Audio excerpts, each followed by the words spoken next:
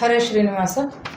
ಜಲಜ್ಯೇಷ್ಠ ನಿಭಾಕಾರಂ ಜಗದೀಶ ಪದಾಶ್ರಯಂ ಜಗತೀತಲ ವಿಖ್ಯಾತಂ ಜಗನ್ನಾಥ ಗುರುಂ ಭಜೆ. ಹರಿಕಥಾಮೃತ ಸಾರ ಗುರುಗಳ ಕರುಣದಿಂದ ಪನಿತು ಪೇಳುವೆ ಪರಮ ಭಗವದ್ಭಕ್ತರಿದನಾದರದಿ ಕೇಳುವುದು. ನಿನ್ನೆ ಈಗ ಹರಿಕಥಾಮೃತ ಸಾರದ ಪಿತೃಗಣ ಸಂಧಿ ಅಂದರೆ ಪಕ್ಷಮಾಸ ಸಂದರ್ಭದೊಳಗೆ ಈ ಪಿತೃಗಣ ಸಂಧಿಯ ಒಂದು ಪಾರಾಯಣ ನುಡಿಗಳ ಅರ್ಥ ಚಿಂತನೆ ಏನದ ನಮಗೆ ವಿಶೇಷವಾದ ಪುಣ್ಯವನ್ನು ತಂದು ಕೊಡುವಂಥದ್ದು ಅಂತಿಕೊಂಡು ಹೇಳ್ತಾರೆ. ಯಾಕೆ ಪಿತೃಗಣ ಸಂಧಿಯ ಒಂದು ಪಾರಾಯಣ ಮಾಡೋದ್ರಿಂದನೇ ನಮ್ಮ ಪಿತೃಗಳು ಅನ್ನೋದು ಅತ್ಯಂತ ಸಂತೋಷವನ್ನು ಪಟ್ಟು ಸಂತೃಪ್ತಿಯನ್ನು ಪಟ್ಟು ನಮಗೆಲ್ಲ ಅನುಗ್ರಹಗಳನ್ನು ಮಾಡ್ತಾರೆ. ಪಿತೃದೇವತೆಗಳು ಅವರ ಅಂತರ್ಗತ ವಸುರುದ್ರ ಆದಿತ್ಯರು ಮತ್ತು ಅವರ ಅಂತರ್ಗತ ಭಗವಂತ ಪ್ರೀತಿ ಆಗ್ತಾನಂತ. ಅದಕ್ಕೆ ಆ ಒಂದು ಭಗವತ್ ಪ್ರೀತಿಗಾಗಿ ಭಗವಂತನ ಪ್ರೀತಿಗಾಗಿ ಈ ಒಂದು ಪಿತೃಗಣ ಸಂಧಿಯ ಒಂದು ನುಡಿಗಳ ಅರ್ಥಾನುಚಿಂತನೆ ಮಾಲಿಕೆಯೊಳಗೆ ಈಗ 2 ದಿವಸ ನಾವು ತಿಳ್ಕೊಂಡ್ವಿ. ಭಗವಂತ ಭೋಜ್ಯ ಪದಾರ್ಥದೊಳಗೆ ಭೋಕ್ತೃ ಪದಾರ್ಥದೊಳಗೆ ಅವು ಯಾವ ರೂಪದಿಂದ ಇರ್ತಾನ ಮತ್ತು ಕರ್ತೃ ಕರ್ಮ ಕ್ರಿಯೆ ಅಂತ ಹೆಂಗೆ ಕರ್ಸ್ಕೋತಾನ ಮತ್ತು ಪಿತಾಮಹ ಮತ್ತು ಪ್ರಪಿತಾಮಹರಲ್ಲಿ ಮತ್ತು ಅವರ ಅಂತರ್ಗತನಾಗಿರ್ತಕ್ಕಂಥ ವಸು ರುದ್ರ ಆದಿತ್ಯರೊಳಗೆ ಭಗವಂತ ಪಂಚರೂಪಗಳಿಂದ ಯಾವ ರೂಪಗಳಿಂದ ಇದ್ದು ಅಲ್ಲೇ ಎಲ್ಲ ಶ್ರಾದ್ದದೊಳಗೆ ಕರ್ಮ ಕರ್ತೃ ಕ್ರಿಯೆ ಅಂತ ಕರ್ಸ್ಕೋತಾನ ಅನ್ನೋದನ್ನು ನಾವು ತಿಳ್ಕೊಂಡಿದ್ವಿ. ಆಮೇಲೆ ಈ ಒಂದು ಮುಂದಿನ ನುಡಿಗಳು 5ನೇ ನುಡಿಯೊಳಗೆ ನಮಗೆ ತಿಳಿಸ್ಕೊಡ್ತಾರೆ. ಅಂದ್ರೆ ಮಕ್ಕಳ ಕರ್ತವ್ಯವೇನು, ಒಂದು ಮಗನ ಕರ್ತವ್ಯವೇನು, ಆಮೇಲೆ ಶ್ರಾದ್ದ ಕರ್ಮದೊಳಗಾಗಲಿ ಮತ್ತು ಇದ್ದಾಗಲಿ ಮಗನ ಕರ್ತವ್ಯ ಏನು ಅನ್ನೋದನ್ನು ಈ 5ನೇ ನುಡಿಯೊಳಗೆ ನಮಗಿಲ್ಲಿ ಜಗನ್ನಾಥದಾಸರು ನಮಗೆ ತಿಳಿಸಿಕೊಡ್ತಾರೆ. ತಂದೆ ತಾಯಿಗಳ ಪ್ರೀತಿಗೋಸುವ ನಿಂದ ಕರ್ಮವ ತೊರೆದು ವಿಹಿತಗಳೊಂದು ಮೀರದೆ ಸಾಂಗ ಕರ್ಮಗಳಾಚರಿಸುವವರು ವಂದನೀಯರಾಗೆಳೆಯೊಳಗೆ ದೈನಂದಿನದಿ ದೈಹಿಕ ದೈಶಿಕ ಸುಖದಿಂದ ಬಾಳುವರು ಬಹು ದಿವಸದಲ್ಲಿ ಕೀರ್ತಿಯುತರಾಗಿ.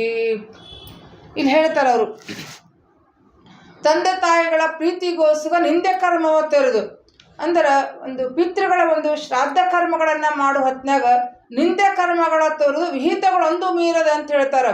ಶ್ರಾದ್ದ ಕರ್ಮಗಳನ್ನು ಮಾಡೋ ಹೊತ್ನಾಗ ಅದಕ್ಕೆ ಅದರದ್ದೇ ಆದ ಒಂದು ವಿಧಿವಿಧಾನಗಳಿರ್ತಾವೆ.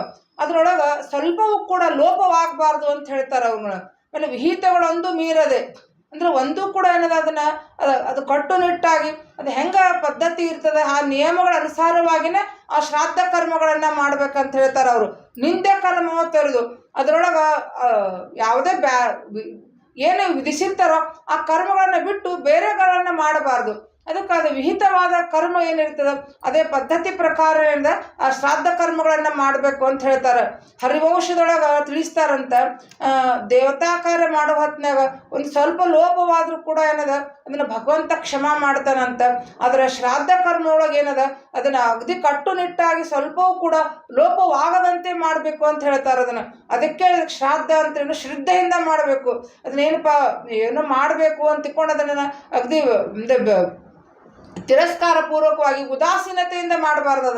ಅದನ್ನು ಶ್ರದ್ಧಾಪೂರ್ವಕವಾಗಿ ಅದು ಕೇವಲ ಒಂದು ಪಿತೃದೇವತೆಗಳಲ್ಲ, ಅವ್ರ ಅಂತರ್ಗತನಾಗಿ ಭಗವಂತನ ಆರಾಧನೆ ಅಂತ ತಿಳ್ಕೊಂಡು ಭಗವಂತನ ಪೂಜೆ ಅಂತ ತಿಳ್ಕೊಂಡು ಅದನ್ನ ಕಟ್ಟುನಿಟ್ಟಾಗಿ ಒಂದು ವಿಹಿತ ಕರ್ಮಗಳನ್ನಂದ್ರೆ ವಿಧಿವಿಧಾನ ಪೂರ್ವಕವಾಗಿ ಶ್ರಾದ್ದ ಕರ್ಮಗಳನ್ನು ಮಾಡಬೇಕು ಅಂತ ಹೇಳ್ತಾರೆ.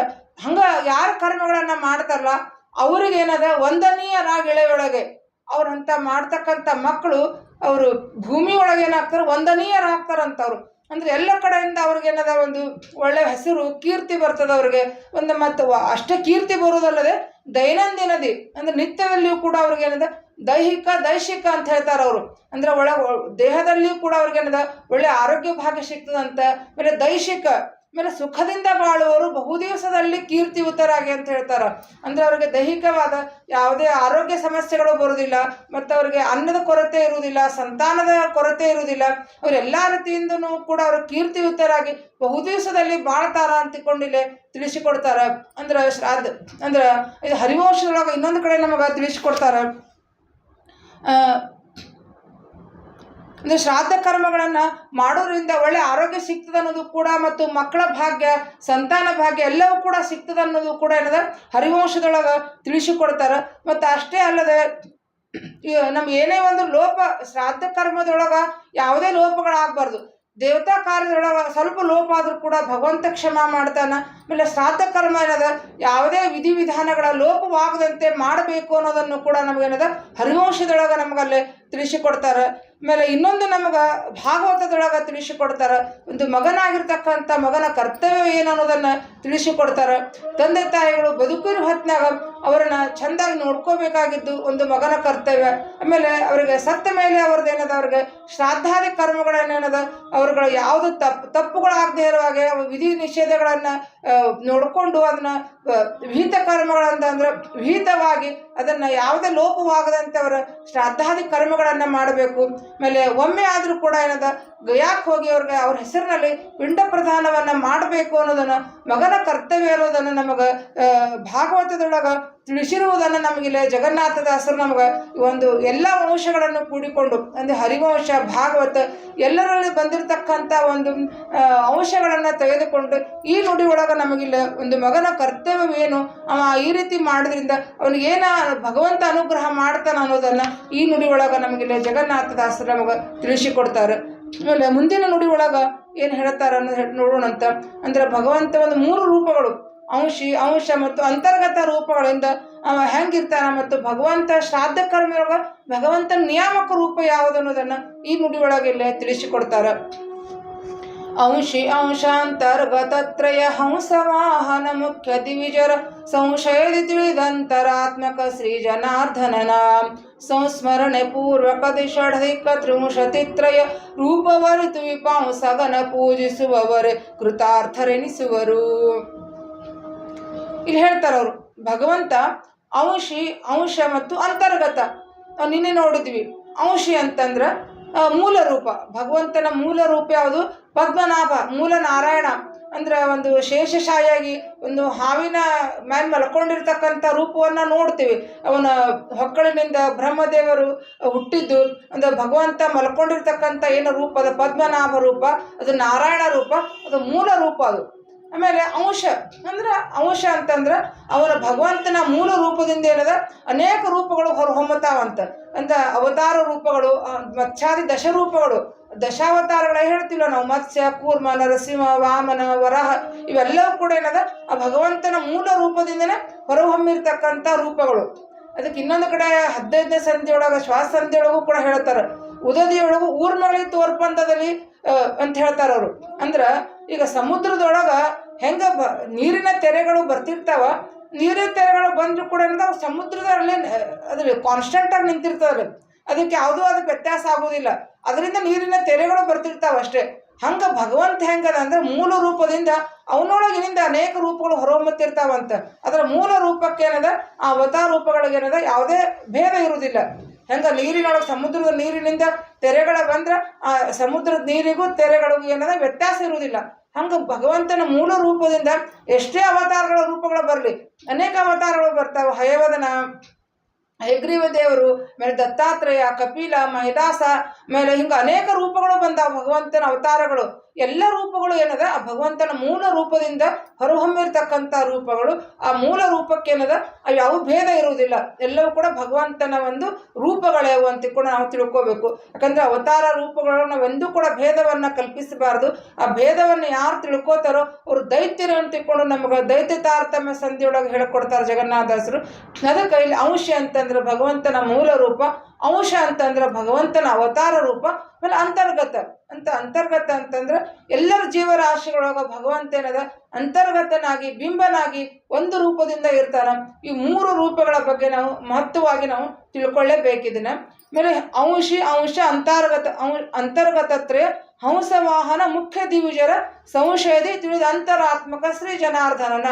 ಹಿಂಗೆ ಈ 3 ರೂಪಗಳು ಎಲ್ಲಿರ್ತಾವ ಅಂತಂದ್ರೆ ಅಂತರ್ಗತ ರೂಪಗಳು ಹಂಸವಾಹನ ಅಂದ್ರೆ ಬ್ರಹ್ಮದೇವರು, ಆಮೇಲೆ ಮುಖ್ಯ ದಿವಿಜರು, ಆಮೇಲೆ ಬ್ರಹ್ಮದೇವರು ಮತ್ತು ಎಲ್ಲ ದೇವತೆಗಳ ಸಂಶಯ ಅಂತಂದ್ರೆ ಇಲ್ಲೇನದ ಸಂಶಯ ಅಂತಂದ್ರೆ ದೇಹಕ್ಕೆ ಸಂಶಯ ಅಂತ ಕರೀತಾರಂತ. ಸಮ್ಯಕ್ ಶೇತೆ ಅಸ್ಮಿನ್ ಅಂದ್ರೆ ನಮ್ಮ ಇದು ದೇಹ ಏನದ ಇದು ನಮ್ಮ ಜೀವಕ್ಕೆ ಒಂದು ಒಳಗೆ ನಮ್ಗೆ ಸ್ವರೂಪ ದೇಹ ಇರ್ತದಲ್ಲ, ಅದಕ್ಕೊಂದು ಆಶ್ರಯ ಆಗದೆ ದೇಹ. ಇದಕ್ಕೆ ಏನಂತ ಕರೀತಾರಂದ್ರೆ ಸಂಶಯ ಅಂತಿಕೊಂಡು ಕರೀತಾರಂತ. ನಮ್ಮ ದೇಹಕ್ಕೆ ಸಂಶಯ ಅಂತ ಕರೀತಾರಂತ. ಅದಕ್ಕೆ ಸಂಶಯದ ತಿಳಿದ ಅಂತರಾತ್ಮಕ ಶ್ರೀ ಜನಾರ್ದನನ. ಅಂದ್ರೆ ಇವರ ಭಗವಂತನ ಎಲ್ಲರೊಳಗೂ ಕೂಡ ಅಂತರ್ಗತನಾಗಿರ್ತಾನ. ಇವರ ಅಂತರ್ಗತನಾಗಿ ಜನಾರ್ದನ ರೂಪವನ್ನು ಇಲ್ಲಿ ಯಾಕೆ ತಗೋತಾರಂದ್ರೆ ಜನಾರ್ದನ ಏನದು ಶ್ರಾದ್ದಕ್ಕೆ ನಿಯಾಮಕನಾಗಿರ್ತಕ್ಕಂಥ ರೂಪ ಇದು. ಸಂಸ್ಮರಣೆ ಪೂರ್ವಕದಿ ಷಡ್ಧಿಕ ತ್ರಿವಶತಿತ್ರಯ ರೂಪವರಿತು ವಿಪಾಂಸಗನ ಪೂಜಿಸುವವರೇ ಕೃತಾರ್ಥರೆನಿಸುವರು ಅಂತ ಹೇಳ್ತಾರೆ ಅವರು. ಅಂದ್ರೆ ಎಲ್ಲ ದೇವತೆಗಳು ಎಲ್ಲರ ಜೀವರ ಅಂತರ್ಗತನಾಗಿರ್ತಕ್ಕಂಥ ಭಗವಂತ ಈ ಶ್ರೀ ಜನಾರ್ದನನ ಸಂಸ್ಮರಣೆ ಪೂರ್ವಕದಿ ಅಂದ್ರೆ ಹಿಂಗಿದ್ದಾನ ಅಂತ ಕೂಡ ನಾವು ಇದನ್ನ ಸಂಸ್ಮರಣ ಪೂರ್ವಕವಾಗಿ ಅದನ್ನ ತಿಳ್ಕೊಬೇಕಂತ. ಎಷ್ಟು ರೂಪಗಳಂತ ಹೇಳ್ತಾರೆ ಅಂದ್ರೆ ಷಡಧಿಕ ತ್ರಿವಶತಿತ್ರಯ ಅಂದ್ರೆ ಷಡಧಿಕ ತ್ರಿವಶತಿತ್ರಯ ಅಂದ್ರೆ 6 ಅಧಿಕ 90. ಷಡ ಅಂದ್ರೆ 6, ತ್ರಿವಶತಿತ್ರಯ ಅಂತಂದ್ರೆ 96 ಷಣ್ಣವತಿ ರೂಪಗಳನ್ನು ನಾವೇನು ಮ್ಯಾಲೆ ಮೊದಲು ತಿಳ್ಕೊಂಡಿದ್ದೀವಿಲ್ಲ. ಅಂದರೆ 11 24 ವಸುಗಳು, 33 ರುದ್ರರು, ಆಮೇಲೆ 36 ಆದಿತ್ಯರು, 93 ರೂಪಗಳು, ಇಲ್ಲ ಕರ್ತೃ ಕರ್ಮ ಕ್ರಿಯೆ ಅಲ್ಲ 3 ರೂಪಗಳು, ಒಟ್ಟು 96 ಷಣ್ಣವತಿ ರೂಪಗಳು. ಇವರೊಳಗೆ ಅಂತರ್ಗತನಾಗಿ ಭಗವಂತನ ಪೂಜಿಸ್ಬೇಕು ಅಂತ ಹೇಳ್ತಾರೆ. ಎಂಥ ಭಗವಂತ ಅಂತ ಹೇಳ್ತಾರೆ ಅಂದ್ರೆ ವಿಪಾಂಸಾಗನ. ವಿಪ ಅಂತಂದ್ರೆ ಗರುಡ, ವಿ ಅಂದ್ರೆ ಆಕಾಶದಲ್ಲಿ ವಿ ಅಂದ್ರೆ ಪಕ್ಷಿ, ಅಂದ್ರೆ ಪ ಅಂತಂದ್ರೆ ರಾಜ, ಪಕ್ಷಿಗಳಿಗೆ ರಾಜನಾಗಿರ್ತಕ್ಕಂಥ ವಿಪ ಅಂತಂದ್ರೆ ಗರುಡ ದೇವರು ಹೆಗಲಿನಲ್ಲಿ ಸಂಚಾರ ಮಾಡುವಂಥವು ಯಾರಂತಂದ್ರೆ ಭಗವಂತ ಶ್ರೀಹರಿ. ವಿಪಾಂಸಗನ ಪೂಜಿಸುವವರೇ ಕೃತಾರ್ಥರೆನಿಸುವವರು ಅಂತ ಹೇಳ್ತಾರೆ. ಹಿಂಗೆ ಯಾರು ತಿಳ್ಕೊಂಡು ಪೂಜೆ ಮಾಡ್ತಾರ ಅವ್ರು ಕೃತಾರ್ಥರು ಅಂತಿಕೊಂಡು ಕರೆಸ್ಕೊಳ್ತಾರ ಅಂತ ಹೇಳ್ತಾರೆ. ಒಟ್ಟು ಈ ಒಂದು ನುಡಿಯ ಸಾರಾಂಶ ಏನಂತಂದ್ರೆ ಎಲ್ಲ ಬ್ರಹ್ಮದೇವರೇ ಮೊದಲಾದ ದೇವತೆಗಳ ಮತ್ತು ಜೀವಾಂತರ್ಗತನಾಗಿ ಭಗವಂತ ಅವನ ಮೂಲ ರೂಪ, ಆಮೇಲೆ ಅವತಾರ ರೂಪ, ಅವನ ಅಂತರ್ಗತ ರೂಪಗಳನ್ನು ತಿಳ್ಕೋಬೇಕು. ಆಮೇಲೆ 96 ರೂಪಗಳೊಳಗೆ ಭಗವಂತ ಏನದ ಜನಾರ್ದನ ರೂಪನಾಗಿ, ಜನಾರ್ದನ ಅಂತಂದ್ರೆ ಅದು ಶ್ರಾದ್ದಕ್ಕೆ ನಿಯಾಮಕನಾಗಿರ್ತಕ್ಕಂಥ ರೂಪ. ಅದನ್ನು ಮುಂದಿನ ನುಡಿಯೊಳಗೆ ಮಾತ್ರ ತಿಳಿಸ್ಕೊಡ್ತಾರೆ. ಜನಾರ್ದನ ರೂಪ ಎಷ್ಟು ರೂಪಗಳಿಂದ ಇದ್ದು ಶ್ರಾದ್ದಕ್ಕೆ ಬರ್ತಕ್ಕಂಥ ವಿಘ್ನಗಳನ್ನು ಪರಿಹಾರ ಮಾಡ್ತಾನಂತ ಜನಾರ್ದನ ರೂಪಿ ಭಗವಂತ. ಅದನ್ನು ಮತ್ತೆ ಮುಂದಿನ ನುಡಿಯೊಳಗಲ್ಲೇ ತಿಳಿಸಿಕೊಡ್ತಾರೆ. ಅದಕ್ಕೆ ಇಂಥ ಜನಾರ್ದನನ ಸಂಸ್ಮರಣ ಪೂರ್ವಕದಿ ಸ್ಮರಣಾಪೂರ್ವಕವಾಗಿ ಯಾರು ತಿಳಿದು ಅವನನ್ನು ಪೂಜಿಸ್ತಾರೋ ಅವರೇನದ ಕೃತಾರ್ಥರು ಅಂತಿಕೊಂಡು ಕರೆಸ್ಕೊಳ್ತಾರ ಅಂತಿಕೊಂಡು ಇಲ್ಲಿ ಈ ಒಂದು ನುಡಿಗಳೊಳಗೆ ಇಲ್ಲಿ ತಿಳಿಸಿಕೊಡ್ತಾರೆ. ಮತ್ತು ಮುಂದಿನ ನುಡಿಯೊಳಗೆ ಹೇಳ್ತಾರೆ ಅವರು ಜನಾರ್ದನ ರೂಪಿ ಎಷ್ಟು ರೂಪದಿಂದ ಇದ್ದು ಶ್ರಾದ್ದಕ್ಕೆ ಬರ್ತಕ್ಕಂಥ ಎಲ್ಲ ವಿಘ್ನಗಳನ್ನು ಪರಿಹಾರ ಮಾಡ್ತಾನೆ ಅನ್ನೋದನ್ನು ಮುಂದಿನ ನುಡಿಯೊಳಗೆ ಅದನ್ನು ತಿಳಿಸಿಕೊಡ್ತಾರೆ. ಅದನ್ನು ಮತ್ತೆ ನಾಳಿನ ದಿವಸ ಅದನ್ನು ತಿಳ್ಕೊಳ್ಳುವ ಒಂದು ಪ್ರಯತ್ನವನ್ನು ಮಾಡೋಣ ಅಂತ ಹೇಳ್ತಾ ಇವತ್ತಿನ ಸೇವೆಯನ್ನೆಲ್ಲ ಸಮರ್ಪಣೆ ಮಾಡ್ತಾ ಇದ್ದೀನಿ. ಪತ್ಯಂತರ್ಗತ ಸಮಸ್ತ ಗುರುವಂತರ್ಗತ ಭಾರತೀಯ ಮುಖ್ಯ ಪ್ರಾಣಾಂತರ್ಗತ ಬಿಂಬಮೂರ್ತಿ ಪ್ರೇತಾಂ ಪ್ರೀತೋ ಹೋತು ಶ್ರೀ ಕೃಷ್ಣಾರ್ಪಣಮಸ್ತು. ನಹಂ ಕರ್ತ ಹರಿಕರ್ತ.